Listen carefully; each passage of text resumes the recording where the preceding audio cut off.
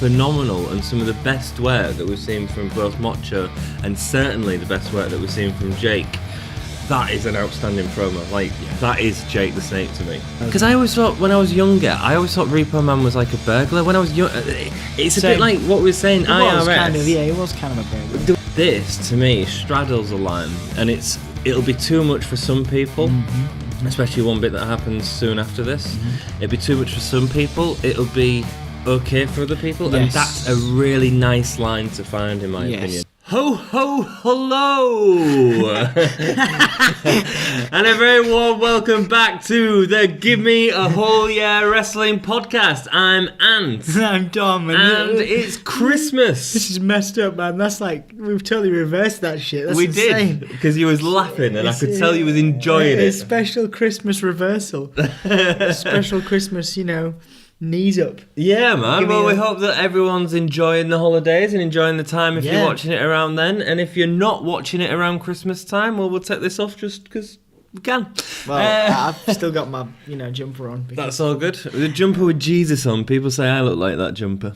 They say that I look like the Jesus in that jumper. Well, obviously, a number of people in the world that watch Gimme a Whole Year may have various religious views, and we support all of those. Boom. And the PC boy of the channel. We support your views. And, absolutely. Providing you're not a knobhead. Just everyone have a good holiday season. You've got Is that fluff? Or a really long grey. Possibly a really long grey nose hair. Fantastic. Yeah. Hopefully you can't see that on camera. Hello. So we're looking at this Tuesday in Texas. This is an interesting pay-per-view because it absolutely ruined the Survivor Series experience. We'd kind of glossed over it, hadn't we? And it was referenced so much in the Survivor Series pay-per-view that we decided that we would cover it for you guys. We have to cover it, yeah. So it was actually really flipping good, isn't it? A brilliant pay-per-view, yeah. It's was at the Freeman Coliseum in San Antonio, Texas, and the pay-per-view itself was an experiment from WWF to try and have a secondary pay-per-view on the same week, so to try and raise some more money. But it had a really bad buy rate. It got really bad reviews, and the WWF didn't do another pay-per-view until 2004 when it relaunched. Tuesday, right? Taboo Tuesday, which became, did that become Cyber Tuesday? Yeah, something like that. It wasn't Cyber Sunday, wasn't it? Cyber Sunday, yeah. It's funny, I was just laughing because I just remember, if we'd played a drinking game last night, if we had, with the absinthe, for every time that someone said, this Tuesday in Texas. That's a great drinking game. We would be dead.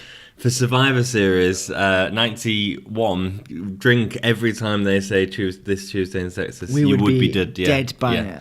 Good drinking game, though. Yeah.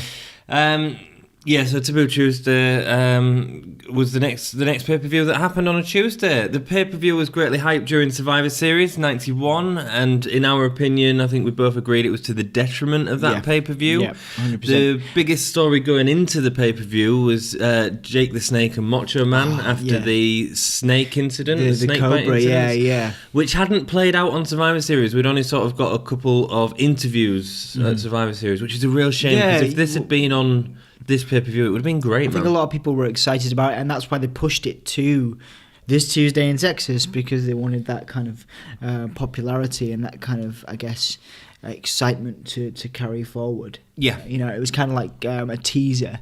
They were teasing us with a big, with Vince McMahon's big carrot.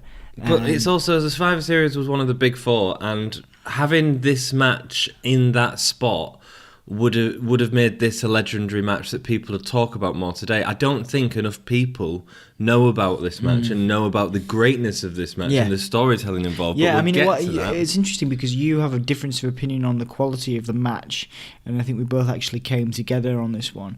But it's the storytelling. It's the storytelling. It's the storytelling in the Jake and Macho match. It's Jake's arrival, really, for me in the WWF. His opus. His opus magnus. His creative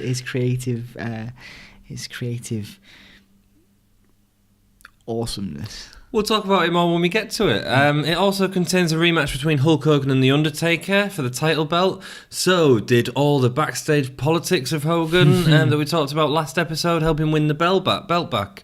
So, we'll review the full show and give our opinions on everything just as we normally do. If you're enjoying our content, please hit that like button, comment, let us know what we can do better. Yep. And view our Patreon if you want to view our Patreon and Facebook, Twitter. Once again, join us, man. Yeah, we really appreciate. Sorry to interrupt there, Anthony. We really do appreciate your time and energy watching us, even if you can spend 2 minutes with us or the full amount of time.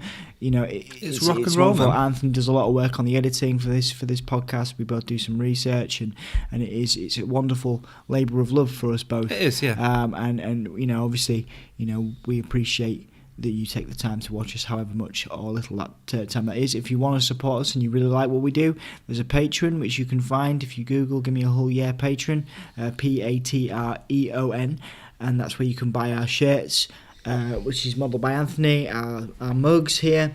Unfortunately, we can't put the tea in there that we drink, but you know, so you can't get free tea. You know, free tea bags. We're not that British, but you know, we really do appreciate that. So thank you for watching and thank you for staying with us.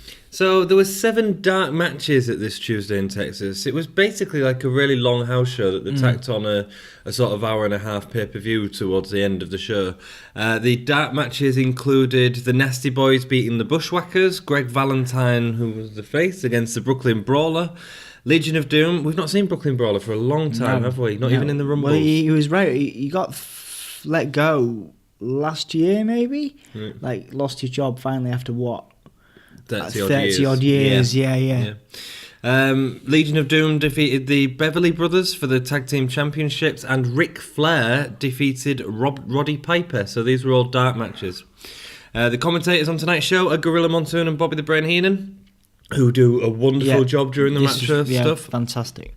Absolutely fantastic. So we start off where we left with the last pay-per-view, with Mean Gene interviewing The Undertaker. Basically, this Tuesday in Texas is going to be the burial of Hulkamania. Yeah. Great promo. We both loved that first time. Yeah, absolutely. Then we have an Intercontinental Championship match between Bret Hart and Skinner. Yeah. Skinner was undefeated in singles competition in WWF at this point. Yeah. So maybe that's what it was building up to. They built him up quite strong, and I actually quite like the look of his character. Kind of like an early Bray. I like the look of his character. Kind of like an early Wyatt type vibe.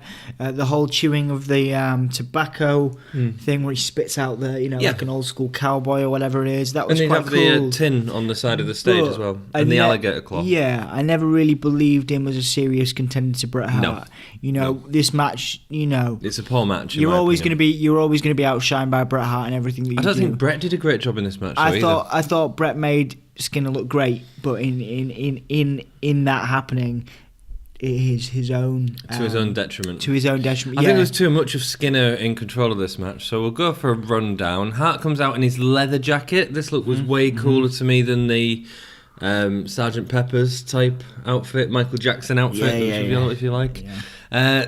Skinner looked less cool than Bret Hart with his ripped jeans and ripped shirt and flannel shirt and dirty pants. Yeah. I mean, that works for the character, and it's a nice juxtaposition. Yeah, I mean, it works for him just the same way. Like I said, the Wyatts have that kind of vibe. They're kind of unwashed. He looks like he's going to just bite your head off, kind of thing. You don't know quite what you're going to get with Skinner. He's a bit temperamental, a little bit more of a well-developed.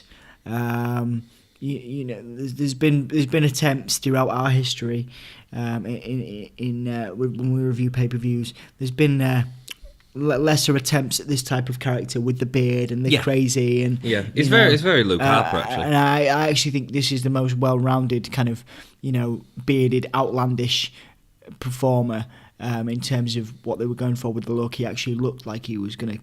He could do some serious damage. It was a chewing tobacco that was really gross. Yeah, versus, as a kid watching it. Yeah, versus what? Yeah, there's been previous incarnations of that where they've tried to do that with other people, the Vikings and all those kind of things. Yeah, and you just like, it's not believable. I believed in the Skinner character as a violent, angry, tobacco chewing weirdo. Yeah. As opposed to a Viking. But never something that could challenge Bret Hart. No, certainly not at this point either. A young lady gets the glasses from Bret at the start of the show, and by God, she was screaming, man. And I think even Heenan says something about get the girls some oxygen. Proper in love with Bret at this point, which was great to see. That it's sort of see his single raise. Skinner did a good job at the start in the position for spots, but you could tell that he was heading into the position of the spots. It looked like they'd done it quite a few times at house shows. This felt like a house show match to me, actually. It didn't feel big at all. But like I say, they'd be getting into the spot, so you'd see him getting into that spot. Bret goes for the sharpshooter early on, but Skinner kicks off. Skinner throws Bret into the turnbuckle. The match was very slow and by the numbers all the way through. It feels like it was very rehearsed. Hart misses an elbow off the second turnbuckle whilst the ref's back is turned, and then he hits him with his alligator claw. So sometimes he'd come out with his alligator claw, which is a very redneck thing to do, I guess. It is very redneck. Very redneck. That was his gimmick, wasn't he, as a redneck? Redneck cowboy. Indeed. Something like that. A redneck cowboy that wrestled alligators. There. Kind of like a, Steve Irwin. Yeah, I think they were. Yeah. Not a Steve Irwin. Well, not look like Steve. Didn't look like Steve Irwin. He didn't come out in like Crocodile Dundee. Crocodile Dundee. There's nothing like Crocodile Dundee. Cool. Well, I thought it was a bit like Crocodile Dundee. Crocodile Dundee was a happy-go-lucky dude. Skinner might have been a nice person. That had black mouth from all the tobacco that he chewed. All right, yeah, okay. Skinner jumps off the second rope, but Hart gets his foot up, starts seeing some suplexes from Bret. Again, sort of very much by the numbers, I think. Not like there was working together, almost like Bret was calling the match. And I don't really like seeing that. I think that you can see that with a few wrestlers. Cena matches can have a tendency to do that these days, where you can very much see that it's all being called, Yeah. And it was almost like each suplex that was being done was for a photo for the crowd. Skinner gets thrown off the top turnbuckle and Hart gets the sharpshooter for the win. Didn't really feel like a pay-per-view match, in my opinion. I thought Bret did well under the circumstances. Skinner wasn't perhaps used to that. I think it was the biggest match of his career. You could see that there was a lot of pressure on them both to perform, and Bret Hart obviously very, very good at dealing with pressure at that time in his career. I was impressed with what Bret had to deal with, and I was impressed with how he dealt with it. Skinner, I like the character. It was almost like being fed to the wolves, though, feeding him, giving him to Bret Hart.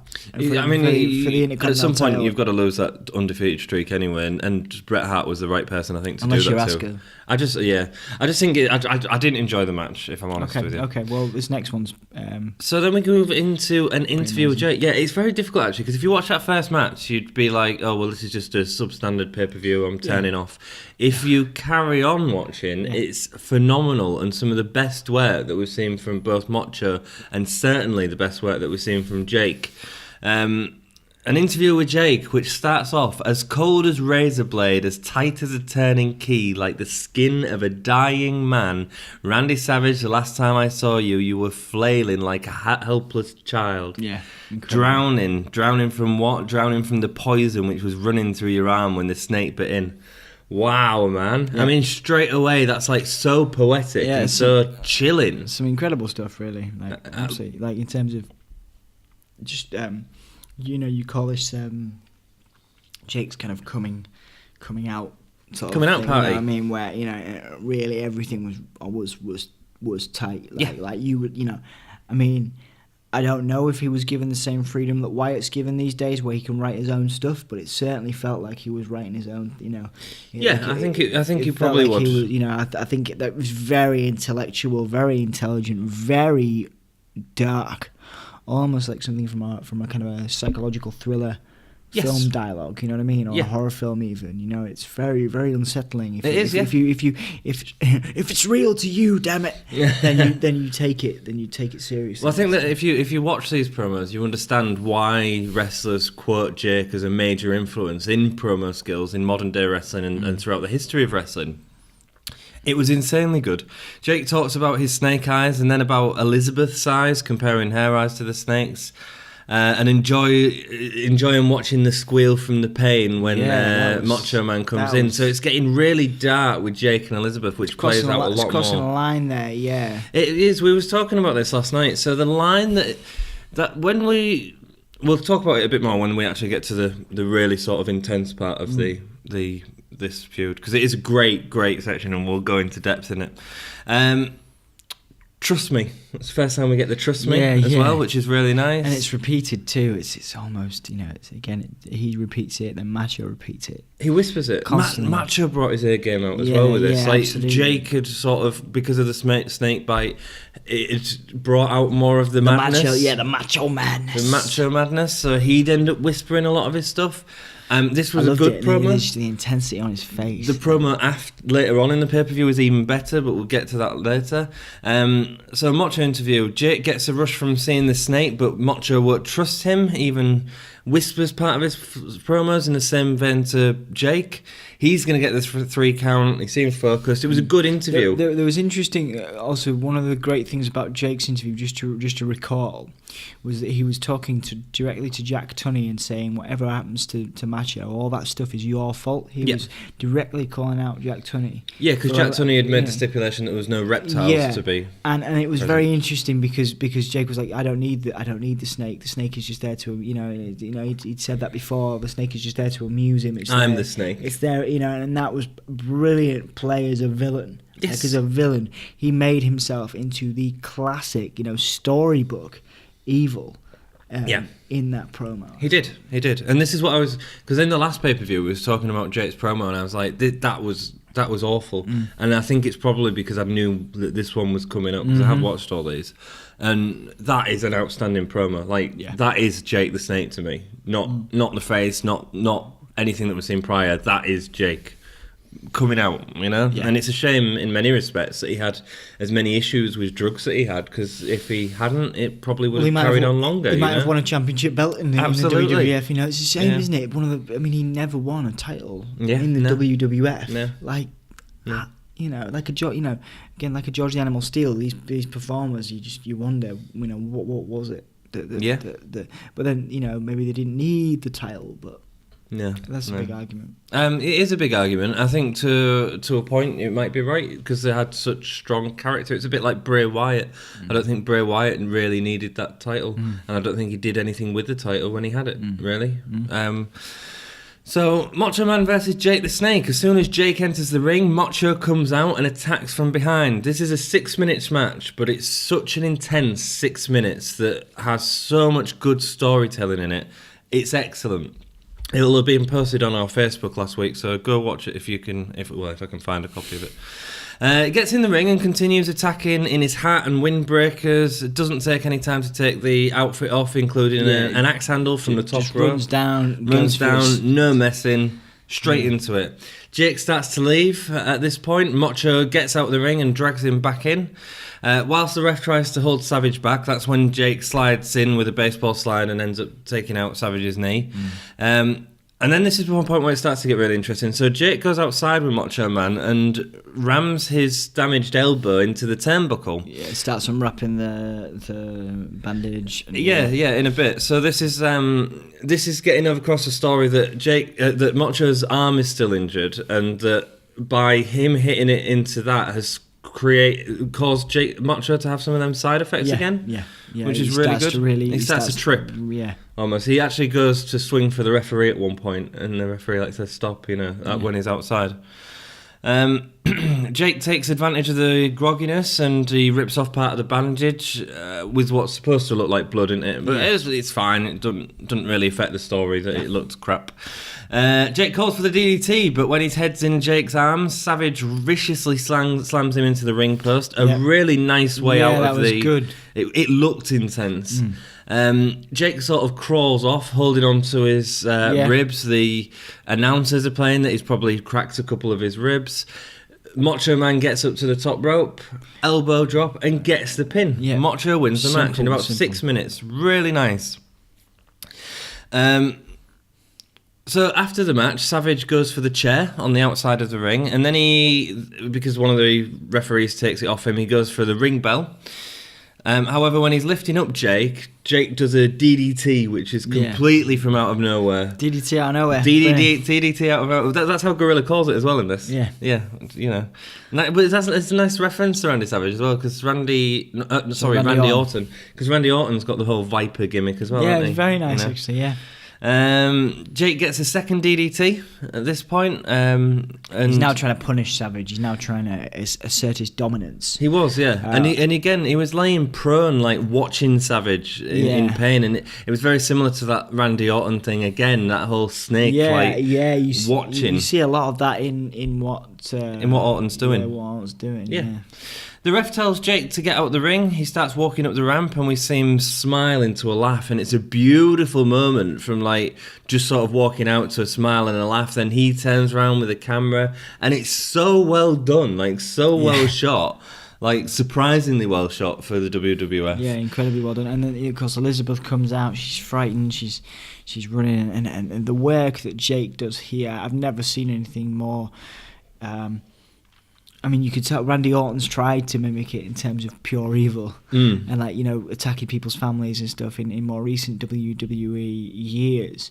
But that is some pure, like, he was mocking Savage to Elizabeth. He was, he was playing with Elizabeth. Do you love him? Like, pulling his hair up. Yeah, well, he goes time. under the ring first of all and gets the bag out, which contains a snake. because the snake had been under the ring, but not at the ring side. And he even says, and you audibly hear it.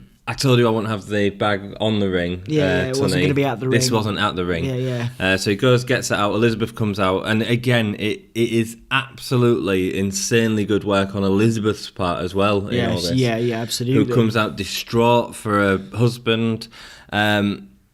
She's begging Randy Savage to leave him alone, and Jake the Snake to leave him alone, and Jake wants her to carry on begging, and it's sort of sick and it's sexual in a way as well, but it's a line, isn't it? It's a line, and and this is what we was talking about, like when they did the Sergeant Slaughter General Adnan stuff with Hogan, that crossed a line for me. That was just inappropriate. Yeah, it was too much. Yeah, this to me straddles a line, and it'll be too much for some people, especially one bit that happens soon after this. It'll be too much for some people. It'll be okay for other people, and that's a really nice line to find, in my opinion. Yes, and it tells the story perfectly. Jack Tunney comes out to get Jake out. Jake holds Macho up for another DDT. Jake opens the bag to reveal a snake handling glove. Elizabeth is still begging at this point. He grabs Elizabeth by the hair and slaps her, and again, it's a harsh thing to see, and it's like something we're not used to seeing in wrestling these days whatsoever. But actually, in terms of storytelling, it was just at that right point for me that made it really sort of investable, I think. Absolutely.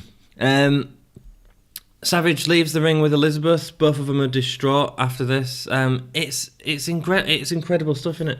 Absolutely amazing. Brilliant. Yeah, amazing. Like I say, I've never seen anything like it before or since. It was top work. And what a shame it wasn't on Survivor Series, and more people would sort of know about it and enjoy it, I suppose. An interview with Savage afterwards. Gene asks him how he can hit a woman. An interview with Jake straight afterwards. Gene asks him how he can hit a woman. Jake says, no man wants a woman who can sit down and beg for somebody's life. Jake will slap anyone. When he put his hand across her face, he would pay for that feeling. Please bring her back. Let me touch her again. I can cultivate her. Trust me. Again, really sexual. Yeah, but also very, very dark. Because you said, what was the word? I can cultivate her into something I can stand. Yeah. That was it. It was like he has pure. He doesn't like her. He doesn't love her. He just wants to.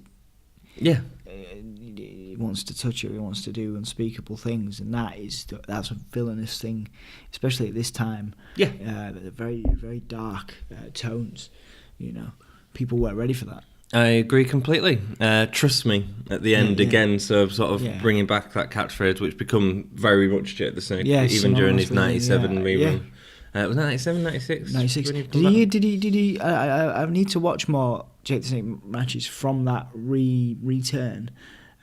Well, we're going to watch them all in about a year's time. Actually, that's a good point, Wow. It was a hell of a ride, I think, as sort of wrestling, sports entertainment, whatever you want to call it. It was an epically well done thing. And amazing storytelling in the ring, and gave me a massive respect for Elizabeth and how important she was to Macho's career. But also to Jake, who had created such a dark angle, but I really enjoyed it. And Jake was frightening. Macho was the perfect opponent for that. In some respects, I think Jake potentially in that first set of promos did an even better job than Macho Man and Randy Savage, and that's Macho was always putting on good promos. Yeah. You know, so to say that is massive, and Jake could continue to do that in future angles. So the next match is the British Bulldog versus Warlord with Harvey Whippleman. These two have been having a feud. It's played out over the last 5 pay-per-views. This was a good match, actually. They sort of kept working together. Starts off with Warlord and Bulldog in grapple position, pushing each other back, showing that they're both powerhouses. Warlord rams Davey Boy Smith into the turnbuckle on the outside. Davey Boy does a drop kick off the top rope. For a £300 bloke to do a top rope like that. Well, I think Davey Boy was just short. He was certainly mid 200s. But yeah, just an incredibly agile individual. Very much so. In this whole match, but it was like, it reminds me of Apollo Crews. You know, his sort of agility in the ring. Absolutely, and certainly the Bulldog will have given, Apollo Crews will have grown up watching the Bulldog just like ourselves, and he will have given guys like Apollo Crews, and there's numerous people that we could reference from the current day roster who have that kind of great physique. Even Neville these days. He's incredible physique, but who can move around the ring and be powerful. Neville's much smaller, be powerful and also quick. Yeah, what I'm saying is like Apollo Crews has all that muscle mass like Bulldog did, and is able to sort of fly around and do standing splashes and stuff like that, which is incredible, isn't it? Amazing. And he was also shown to be very, very tough in this match as well. Do you know what I mean? Took a lot of damage. Harvey Whippleman was on the ringside smoking his cigar. Yeah, man. Didn't really get that. Harvey, he was around for a while into the 90s, late 90s, and it was always he didn't really get. I didn't really get him really. He was a slick-esque character. Right. He had the suits and it was all right, but he was never really. It was almost like if you put Jerry the King Lawler in slick, just not a very exciting, just kind of annoying. I mean, he had a great legacy as a manager. Yeah. He managed. He actually went on to manage Crush and those kind of, that kind of a lot of big men, a lot of big muscly men that had a lot going for them, but it just came across as annoying. Yeah. In his promos, or the promos where he was managing somebody, I think he also had a stint with the Head Shrinkers when they came along. Right. So he had some decent tag teams and decent solo competitors, but he didn't add anything in the way that Paul Heyman had something, or in the way that Ted DiBiase had something. Well, going back, or Bobby Heenan, or even Jim Cornette, I think it's great as a manager. I would suggest that from the era we're covering, Slick and Harvey Whippleman are kind of the most.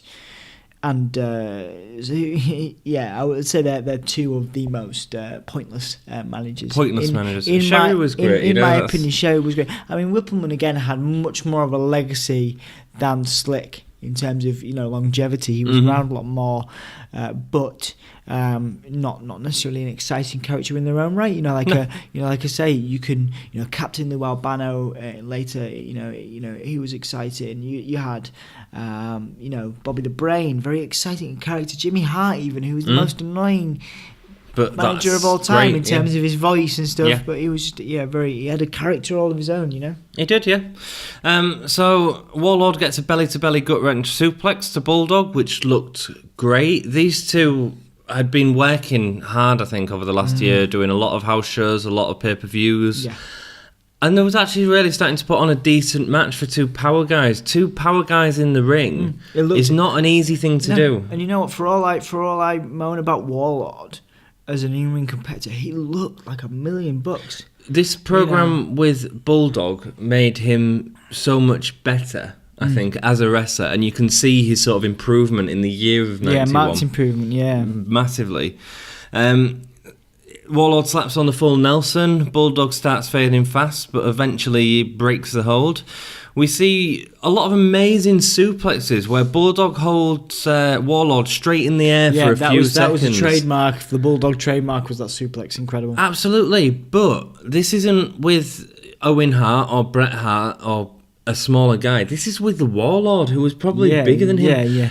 Now, not just on Bulldog's behalf, on Bulldog's side does that take strength. That also takes great inner core strength from the Warlord, who was in a completely straight position. Now, if he'd sort of tipped one way or the other, the entire move would have completely gone. So to keep his weight up straight like that was a real achievement for someone that size. It would have taken some practice between the two of them, I'd imagine they would practice. And a lot of the times I imagine when Bulldog would do that, which is pretty much every match, because that was almost his signature move. That you'd have to practice that, even not necessarily if you were a smaller guy, but he did to a lot of bigger dudes. If you're a smaller guy, you can hold it, but like you can control it. But a big guy like that needs to keep so straight, and the slightest movement in one direction, the whole thing's going up. Yeah, absolutely. It was great. Yeah, Bulldog gets Warlord up for his power slam, but Warlord holds the ropes. I thought that was a really nice moment, clever. A really nice getting away from the finisher. Bulldog eventually gets up to a crucifix on Warlord and gets the pin. I think that's the best match that we've seen from these two, and very impressive for two power guys. It was a good example of two power guys going at it, which is normally not the best matches. One of the most exciting matches between two power people that we have seen so far. Yeah. I mean, when you look at power guys nowadays, so like, would you say Big Show and Braun Strowman, like they can have okay matches, but nothing on this sort of scale. I mean, there's one guy that I want to see them do more with, and I think you agree with this. The one guy, there's no one from the UK except for Neville, maybe. And obviously, I'd like to see a UK talent with a similar, physique. That nostalgic kind of Bulldog-esque vibe. Yeah. But the only guy with a similar physique that I think could move like Bulldog, aside from Apollo Crews, someone like Tony Nese. I think Tony Nese, who's currently on 205 I think if he bulked up a bit, it'd be similar to. He's too massive. Small, isn't he? He's massive. But he's under 205, so. Well, that's true. He's although you're right, he's defined. He's not got the mass that Bulldog had. Interesting, yeah. I mean, because it's, I really want, maybe I'm trying to think of anyone that was in the UK Championships that had that, Bull. I mean, obviously it was his son, but I know that he had a few disagreements with the WWE when he was teaming with Tyson Kidd a few years back. I'm trying to recall his name now. But he was a decent enough performer and had a similar look and vibe. But I'm not entirely sure we'll see him in the WWE anytime soon again. I don't think so. No. Well, maybe in the future we'll see. So then we move on to an interview with Macho Man Randy Savage. This is a great promo, man. So he says it's the worst day of his life. He blames himself. The day Jake's laid his hands on Elizabeth, it's his fault. He blames himself. He's going to get him. A really angry promo where he gets right into the camera at certain points and gets really... It's the breakdown, it's the madness of Macho Man, and it's brilliant, and it's incredible. So well done. Yeah. Like, unlike anything we've seen from Macho. Amazing. But Macho had, like, one of my favourite moments of Macho's that we've watched so far was the breakup of the Mega Powers and how he foreshadowed that with tiniest little details. He was great. Such a technician in the ring, and such a incredible mind for the business, and it's a shame that he had a lot of demons to struggle with in his own right. Who doesn't, I suppose, but that certainly would have affected. Like I say, I think he wanted to wind things down at this time. And I think because they made him carry on, I think he lost. I think he lost that spark, but certainly around this time you could see that there was still that level of genius. It was, He really cared. He really wanted, he really did. He really wanted to tell a story. He wanted to perform. Oh, because we get some great, we get great stories coming this far, even further forward than this with Macho Man. We get some really incredible stories. Yeah, I mean, if you look at him in his WCW days, I don't know much about his WCW days. Yeah, he bulked up massively. His body was huge, and It became kind of like a Hollywood Hogan-esque thing where he was tanned and very, almost like just an incredible, a massive presence physically, but just a shadow of this kind. In terms of the way he thought. I always thought Macho could have been a great manager. A Paul Heyman for that time, for somebody. I think he could have done. Yeah. Where I think that he got the buzz of competition and he needed to compete, and he just he had a lot of problems and he just wanted to keep going on. I think he might have.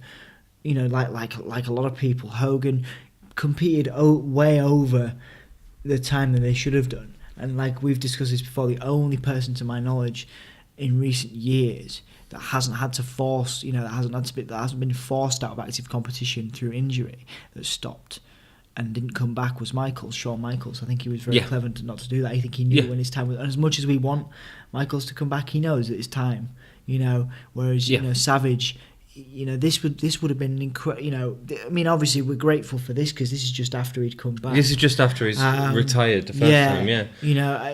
I think he had more in him. I know what you're saying. Though. What a legacy. He was incredible, and he has a great match at WrestleMania. But it's a shame because he goes to TNA and he does all these matches the same as what Ric Flair has done and Hogan and Foley, and he has matches. He has subpar matches with guys that he was wrestling, 20 years 15 ago. Years ago. Yeah. And it, I'm not a millionaire in terms of, I don't have, that, I don't understand. I understand the desire for money, and I understand the desire to constantly compete and to do a job when you don't know how to do anything else. Yes, yeah. Absolutely. But, it's an argument as to whether going to TNA and guys like Foley going to TNA, Flair going to TNA, does it cheapen the legacy, or does it, is it just about staying in work? I think it depends on the people. I think different people have different outcomes from it. I think someone like Foley... I don't think it strengthened any of the work that he'd done previously anyway. Someone like Sting was still having some good matches later on. So I think it's very different for different people. Yeah, look at that. Obviously, it's sad, isn't it? But we can consider the Hardy Boys in that bracket now. Yeah, that's nuts, isn't it? That's nuts. When they were, there are, they're older than us, but it's like we consider them in that bracket, and they're having. I would say, it's debatable as to which one's having the better matches, but they're still having decent. But here's the ironic thing, Dom: the Hardy Boys had a better career in TNA than they're having currently in the WWE. I think they had a better career in TNA than any WWE superstar post WWE, because they made it their own personal potentially playground. I wouldn't say Jeff had that. I think Jeff's heyday was Jeff was a WWE champion. Matt Hardy, on the other hand, had done outstanding work, and that's so. Again, if you're talking about an old, because people could have said that about the Hardys in the same way that they said it about Mick Foley. Why go to TNA and end your career there? Matt Hardy did one of the most interesting things in TNA of the last sort of 5-10 years since CM Punk was leaving and stuff like that. Yeah, you're right. Like they say, we've sort of gone off topic here, but Macho Man, you can see his legacy in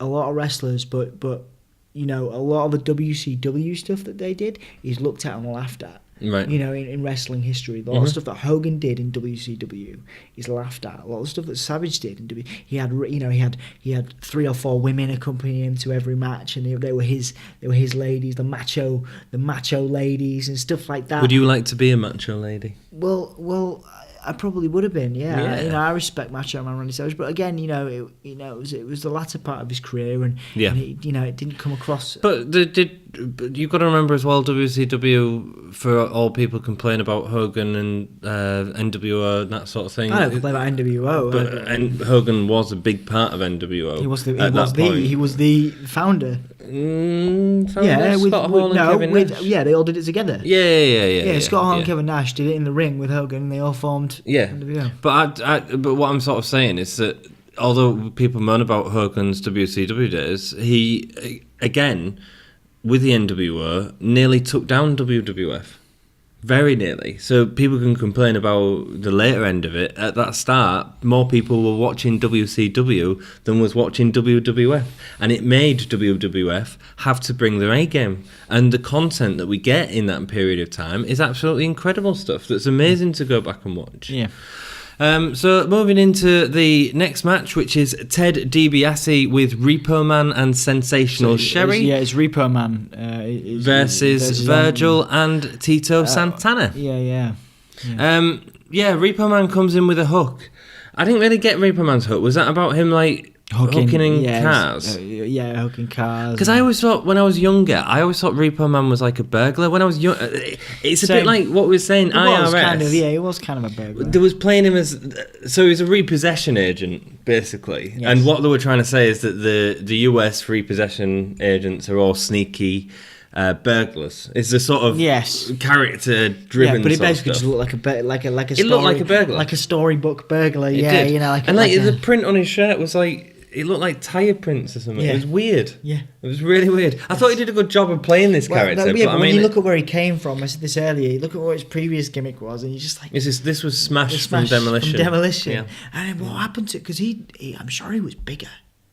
I think he did a damn good job of doing what the company probably told him to do in the Repo Man in terms of the hunched over thing. I think he was just as big, but I think it was because of his positioning in the ring and the way that he'd sleuth around the ring. Like, if you stand like that tall, you look big. If you go like that, you suddenly look weak, and that's what he did. Yeah, you know, and that's great work, even though it was a shit character. Interesting. Yeah, good point. Really. And also the mask was very burglary, isn't it? You know, I honestly thought the gimmick sucked balls. I honestly thought it was a burglar when I was doing it, because I had no idea. Yeah. And this is what we were saying last time about IRS with this sort of taxman gimmick. To a child watching WWF at the time, which I'd say they were pushing towards at this time, it didn't make any sense. No. I didn't know what a Repo Man was. Yeah. I didn't know what a repossession man was. I knew what a burglar was. Yeah. You know? Tito and the Repo Man start off. He made a real effort to sort of change, especially in like his stance and the way that he walks and the way he creeps around the ring. Yeah. DiBiase gets a tag and Virgil wants in. Good back and forth. The crowd were loving this story at the time. Virgil Atomic drops DiBiase to the point where he flies over the ring ropes. DiBiase spits at Tito, causing him to come in and distract the ref. This is brilliant, and this is one of them tiny moments in a wrestling match, and I love it. DiBiase and Reaper throw Virgil into the corner, do a bit of a boring double team. I think that the Irish whip him into the turnbuckle or something like that. But then the really cool bit happens. So Reaper Man, he hasn't tagged in to DiBiase, claps his hands just before the ref comes in, which I love stuff like that, you know, like the heels cheating by getting the tag, and it was just so nicely, subtly done. I love stuff like that. Santana does some. Does that happen a lot? I've never seen that before. I thought it was genius. I'm sure it's been done. I'm sure it will have been since, yeah. It will have been. I just thought it was really clever. That'd be a good one to put out to the audience if anybody's hopefully paying attention. What's the top? You know, what are some of your top sneaky gimmicks? You know, sneaky things, gimmicks. Yeah, sneaky things that people have done in the ring. Eddie Guerrero, come on! I mean, you got to see some Eddie Guerrero stuff. Yeah. You know what I mean? Like that kind of vibe, like the kind of. You're like oh, you know as an audience member you're like, you know. Do you think Eddie Guerrero was inspired by Repo Man? I mean, he again, you know, we're talking about great wrestling minds. I wouldn't put it past him to draw some inspiration from that. Yeah, I think he was genius, wasn't he, Eddie Guerrero? Anyway, Santana does some quick work in the ring against Reaper. This was sort of the fastest part of the match, and Santana always does that. Whenever he comes in the ring, he was really good. The WWF made a mistake by not using him more at this point, in my opinion. He could have had a brief Intercontinental Championship run, in my opinion. Yes. At this point. That would have been interesting. Yeah? Yes, it would have been interesting. You would have liked it? You agree or don't agree? He does the best work in the ring, like when you see him. Even the stuff in other pay-per-views that we've watched recently, like he's great in the ring. He brings the life up to the ring, you know? Yeah. And you actually give him sort of a character, and not just character, but the importance that he's not just going to sort of lose everything. He could have really brought into things like Rumbles. He could have really lifted it up. Okay, I see what you mean. Tito gets the tag, but the ref doesn't see it. Repo and DiBiase double suplex Tito. The crowd are really getting into the match, wanting Tito to get the tag. Virgil comes in and clears out with clotheslines, but he does do a backdrop to DiBiase, all very quick. DiBiase holds Virgil for Sherry to hit him with a shoe, but instead she hits DiBiase instead. Virgil's holding on to Sherry, and then Repo really weakly does a knee to the back of Virgil, meaning that DiBiase gets a pin. I get the ending. I just think it was mainly Repo's knee that was really weak. Yeah, it wasn't great. I mean, some of this stuff here now people know how to sell, unless you're Fox.